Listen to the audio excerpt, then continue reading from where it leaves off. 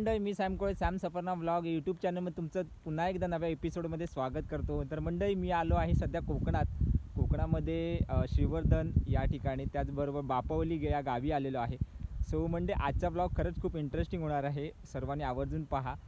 आज मी या गावी येण्याचं कारण खास की माझा मित्र आहे, तो बऱ्याच दिवसापासून म्हणत होता माझ्या गावी आहे, पण येणं होत नव्हतं, पण आज आलो आहे. सो हा व्लॉग खरंच खूप इंटरेस्टिंग होणार आहे. आणि गणपती म्हटल्यानंतर कोकणातला उत्सव हा अगदी शिगेला पोचलेला असतो आनंद. सो चला तर मंडळी, आपल्या कोकणातल्या गणपती बाप्पांचं दर्शन घेऊया. आणि त्याचबरोबर मंडळी, तुम्ही जर आपलं चॅनल लाईक शेअर सबस्क्राईब केलं नसेल तर आठवणीने करून ठेवा. सुंदर माझे गाव बापवले. मंडळी, कोकण या शब्दातच एक वेगळी पॉझिटिव्ह वाईब जाणवते ना. आता बघा ना, निसर्गाच्या कुशीत हिरवीगार वनराईत हे वसलेलं बापवले गाव. कोणीही पाहता क्षणी या प्रेमात पडेल असं या गावाची रचना आहे. मधून जाणारा रस्ता आणि दोन्ही बाजूस घरं या गावाची अशी रचना आहे. साधी आणि सोपी घराची रचना ही आपल्याला या गावात प्रामुख्याने पाहायला मिळते. पावसाळ्यामुळे ओलचिंब झालेले रस्ते, लाल बुंद माती, हे सगळं पाहून अगदी प्रसन्न वाटतं.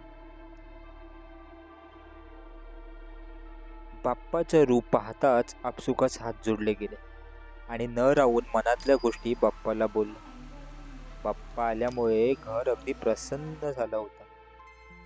बाप्पाही अगदी आनंदित होते, कारण त्यांना ही गोडधोड खायला मिळणार होतं. दुडदुड पडणारे हुंदीर मामाही बाप्पाच्या सेवेसाठी सज्ज झाले होते. हे गणराया, सगळ्यांना आनंद ठेव, प्रत्येकाची स्वप्न पूर्ण कर. आता पुढचे काही दिवस सकाळी आणि संध्याकाळी आरती होणार आणि रात्रीचं नाच आणि गाण्यांचा आवाज संपूर्ण गावात घरात घुमणार. गणपती बाप्पा मोरया, मंगलमूर्ती मोरया. चला, गणरायाचं दर्शन घेतल्यानंतर आपण आता गावच्या ग्रामदेवतेचं दर्शन घेऊया. श्री भैरवनाथ प्रसन्न असं या ग्रामदेवतेचं नाव आहे. मंदिरात पुरांचा कल्ला ऐकायला मिळाला आणि तो असायलाच पाहिजे, कारण इथे आल्यानंतर प्रत्येकाचं मन अगदी आनंदात होणारच होतं. कारण या मंदिराच्या परिसरात एवढी सकारात्मक ऊर्जा आहे की प्रत्येकाला अनुभवावीशी वाटते. चला, ग्रामदेवतेचं दर्शन करूया. ग्रामदेवतेचे दर्शन करून आम्ही पुन्हा एकदा गावच्या दिशेने निघालो.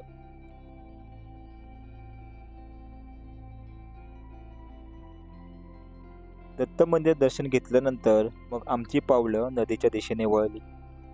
चला, थोडी जंगल सफारी करूया, त्याशिवाय कोकणातली मजाच नाही.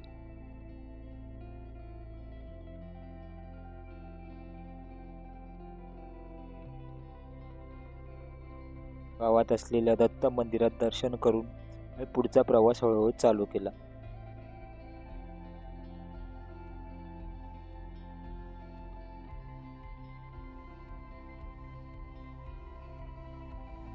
हिरवीगार वनराईतून आणि लालबुंद मातीतून आमचा प्रवास नदीच्या दिशेने चालू झाला. कसलं हिरवगार कोकण झालंय ना. कोणी इथे आल्यानंतर त्याची पावलं इथे खेळूनच राहतील असं हे कोकण आहे. वरुण राजा बरसल्यामुळे भातशेतीही अगदी भरघोस झाली आहे. बाप्पा, माझ्या बळीराजाच्या पिकाला भरघोस यश येऊ दे, त्यांच्या कामात कोणतेही विघ्न न येता त्यांचं काम पूर्ण होऊ दे, ही तुझ्या चरणी प्रार्थना करतो. कोकणातल्या निसर्गाचा आनंद घेत आम्ही हळूहळू नदीच्या दिशेने निघालो. चार चार गवत तुडवळ, डोंगराळ आणि खोलगट भागातून नदीच्या दिशेने चालत होतो. जसं जसं पुढे जात होतो तसं तसं वाटत होतं आभाळ जणू डोंगराला टेकलाच आहे. निळा शुभ्र आकाश आणि हिरवीगार वनराई, हे दृश्य अगदी पाहण्यासारखं होतं. कोकणातली ही नदी, स्वच्छ सुंदर वाहणारी नदी. इकडे आपण पाहिलं तर महिला मंडळ कपडे धुत आहेत आणि वरच्या बाजूला जर पाहिलं तर आपलं मुख्य स्रोत आहे, तिथून पाणी येतं आहे खाली. आणि ही नदी स्वच्छ आणि सुंदर आहे. आणि तुम्हाला मी पुढून दाखवतो. हे बघा, हे ऑब्झर्वेशन करतायत, काहीतरी डिस्कशन चालू आहे.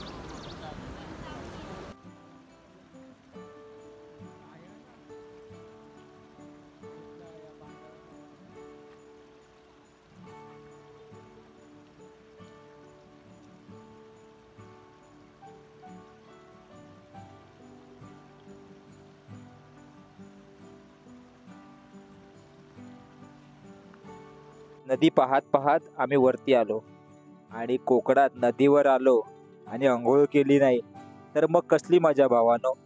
मग आम्ही पण मस्तपैकी सूर मारले, स्वच्छ पाण्यात आंघोळी केली. छान वाटलं एकदम. जुळजुळ वाहणारे ते झरे आणि नदी यांचा एक संगम होऊन ही आपल्याला नदी पाहायला मिळते. स्वच्छ सुंदर पाण्यामध्ये आंघोळ केल्यानंतर पुन्हा एकदा आम्ही गावाच्या दिशेने निघालो.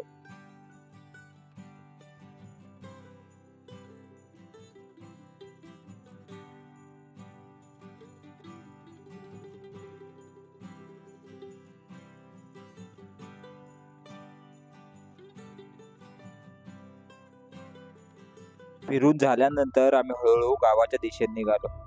पण जाता जाता अचानक आम्हाला साप दिसला. सापाचा रंग थोडासा गवतासारखा दिसत होता. त्याच्यामुळे गवतामधून सरसर सरसर करत जात होता.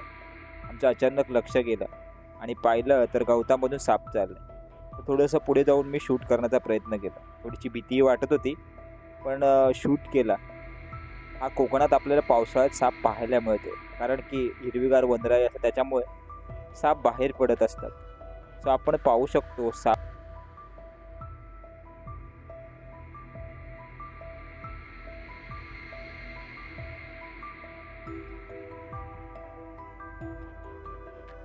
मी आता ज्या गावी आलो आहे बापवली गावी, त्या ठिकाणचे जे दादा आहेत त्यांच्यासोबत बोलूया, त्यांचं काय नेमकं म्हणणं आहे.